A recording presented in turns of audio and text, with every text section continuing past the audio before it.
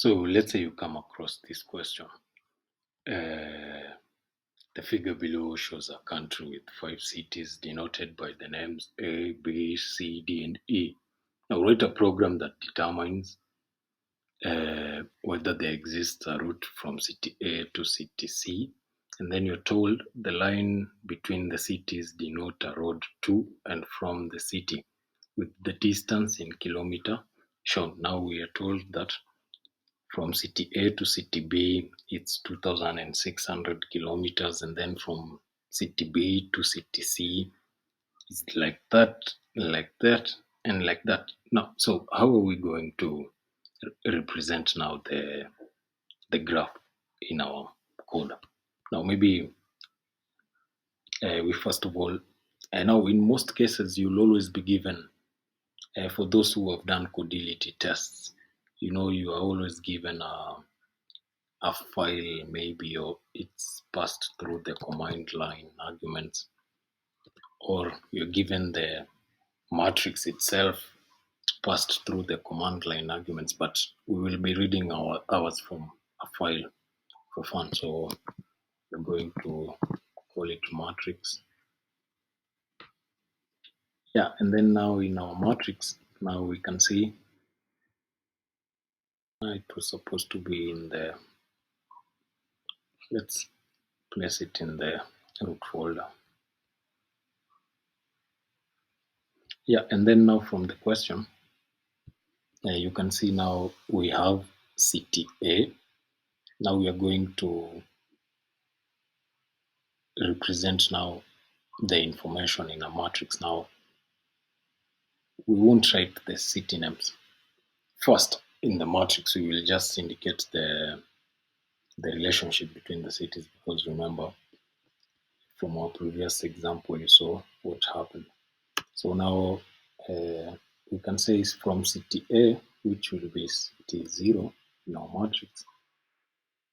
We're just going to copy it the way it is. Here now from city A to B is 2600. First, let's think through this. City A will be always at index 0, and then city B will always be index 1 because it's the second city. C will be index 2, then B will be index 3. E, it will be index 4, which is the last one. So now in our matrix, from city 0 to 0 will always be 0. Yeah. And then now from now city 0 to city 1, it's 2600. And then now from city 0 to city 3, no, city 2 actually, yeah. From 0 to 2, it's 0. You can't go through that way, so it's 0. And then now from city 0 again, in our matrix, now it's to D, it's 3000. And then there is no way to E. So 3000, and then there's no clear way to that.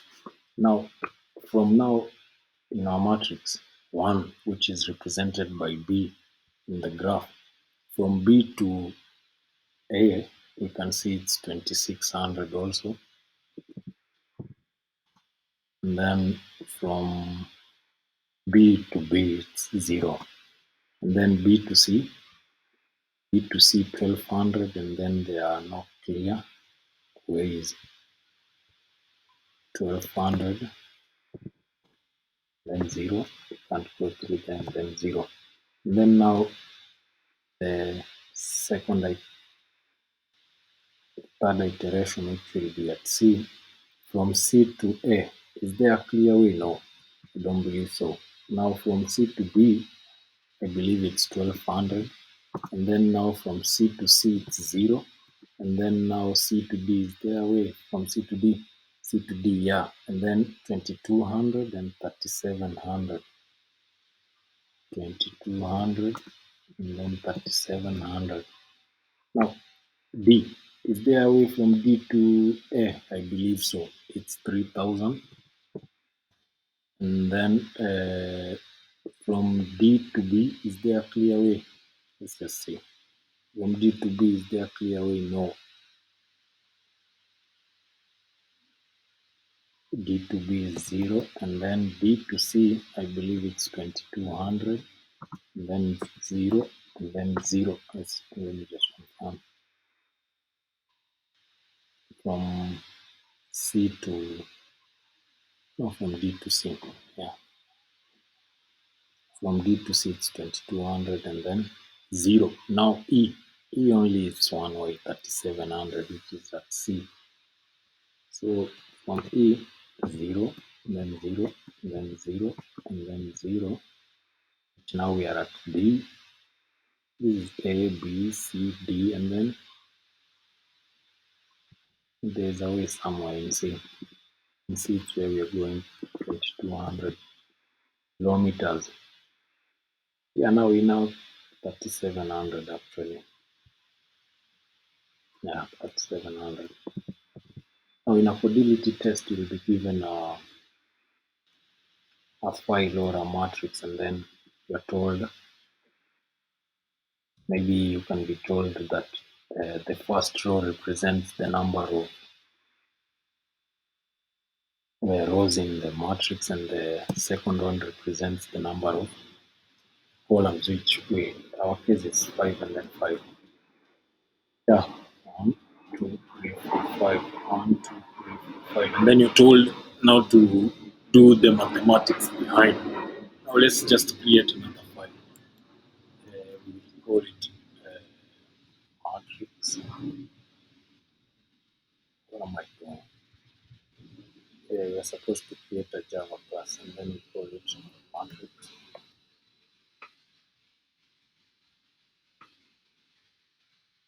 Yeah, now from our main method, we are going first of all to initialize a file because ours is a file.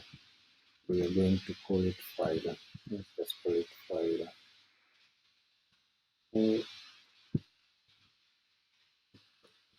We're going to just call it file.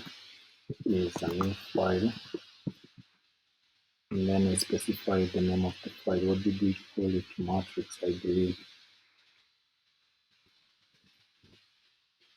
Yeah, and then now we need to use a reader to read the file. Now we are going to initialize a file reader. Just call it a reader. Is the one that is supposed to read our file now. Now to see the actual contents in the file, we need a buffered reader. It will be easier for us to know what is the problem with this. Now we are supposed to use some try catch. Let me just surround them all. Yeah, they're saying you're supposed to catch the exemption of the file maybe being not there or something of the kind. We're going to catch. I believe it's an input output.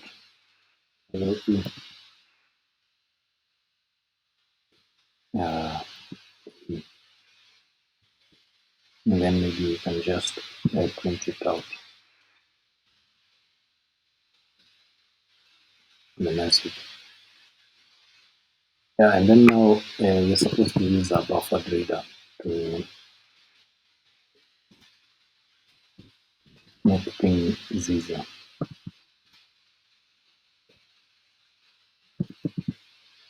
And now the buffered reader is supposed to read from the reader. Now we have to check if the file exists or doesn't. Now if it doesn't exist, then we create it. And then I just want to have some clean code, so I'll first check if the file exists.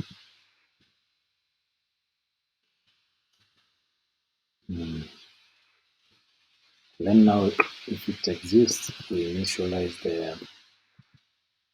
the readers. Now, if it doesn't exist, we have to create it. File dot creation file, I believe. And now, so if we, let's say now,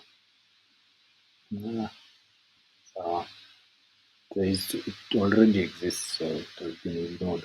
Now, so now we have to see that we know the file. We are always told from the instructions that the first element in the file is an integer, maybe, and it represents the number of rows in the matrix. Now, since we already know it's an integer, the buffered reader always reads, is it called, strings from files.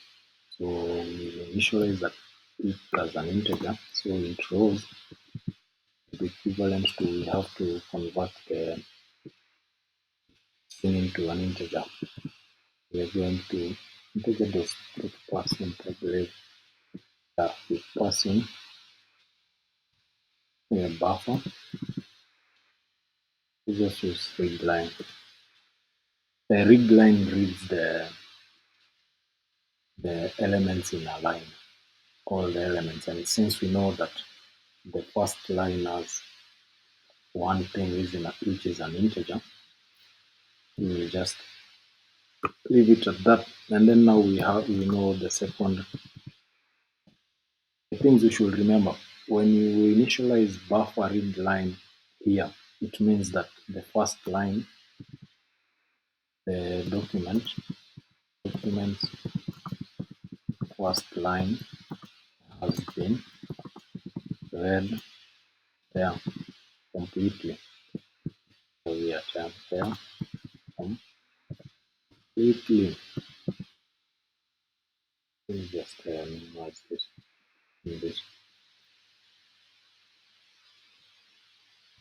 Yeah, so now the second line in our document, we will have to convert it into an integer. Yeah. Now we've already initialized the rows and columns. Maybe now we can initialize the matrix. Now remember, it's a 2D array. So we just call it matrix. We specify the number of rows and columns, which is given by the reader. Then now maybe we can start reading the elements. Now we are going to read the first line, and then how are we going to read this? We are going to, let's just go back. Yes, now since we have already read these two lines, we are going to read the third line. Then now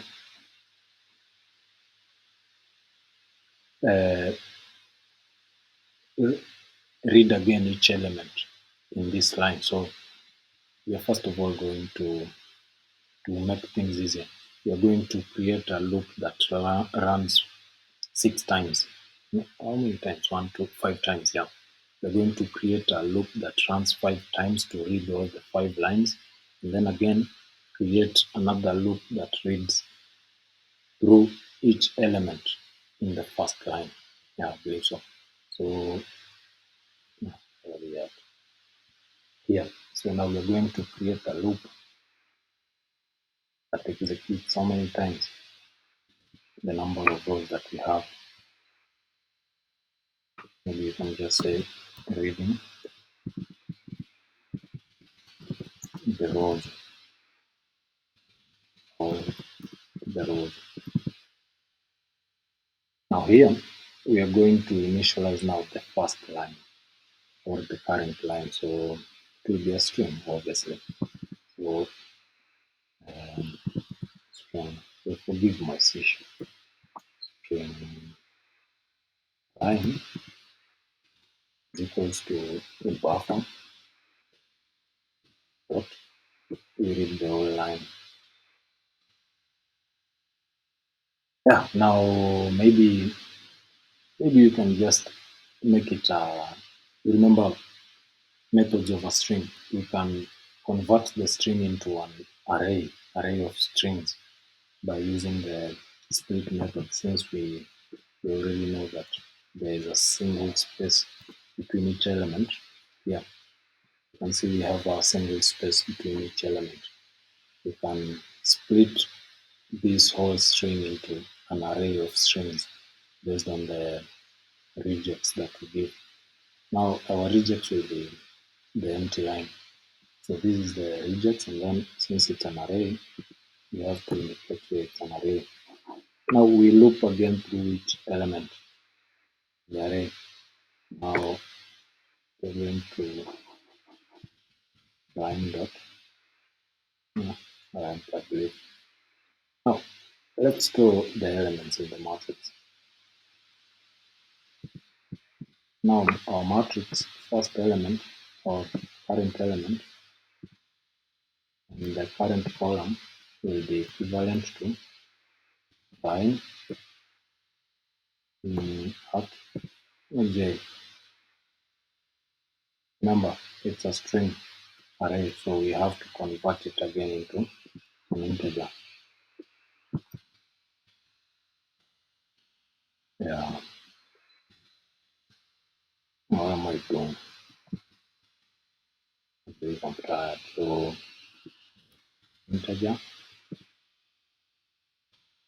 Look.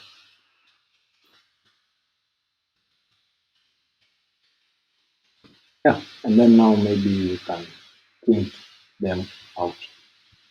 So now let us print out our matrix and see if the information in the question is what we have. So we are going to print the elements in a continuous line. So we are going to use the print method. And now we are going to print the matrix element in the current row and the current column, and then we're going to space them out. And then for clarity purposes, we're going to just have a new line. So we can run and see what happens. Actually, I had tried it out. So maybe the diagram is more important than the code. So I'm just going to enlarge this, then minimize the screen, and then go to the document, the question. Yeah, so now you can see remember, at the current iteration is the name of the node. So at row 0, we have node A, or for clarity purposes, we can call it 1, but it's index 0 from the array. So this row represents A. So you can see from distance A to A, this column also represents information about node A. So from node A to A, it's 0 kilometers. From node A to B, it's 2600. And then from node A to C, we don't have a clear path, so it's 0 kilometers. We also see that from node A to D in our diagram here, it's 3000 kilometers, and it's what we have in our matrix. And then from node A to E, we don't have a clear path, so it's 0 kilometers. So it's still that way. From B to A, we have 2600 kilometers, and then from B to C, from B to B, it's 0 kilometers, and then from B to C, we have 1200, and then we don't have any clear path from B to D and B to E. That's why we have 0 and 0. So maybe, yeah, now we can talk about how now we move through the elements in the matrix. Now you can see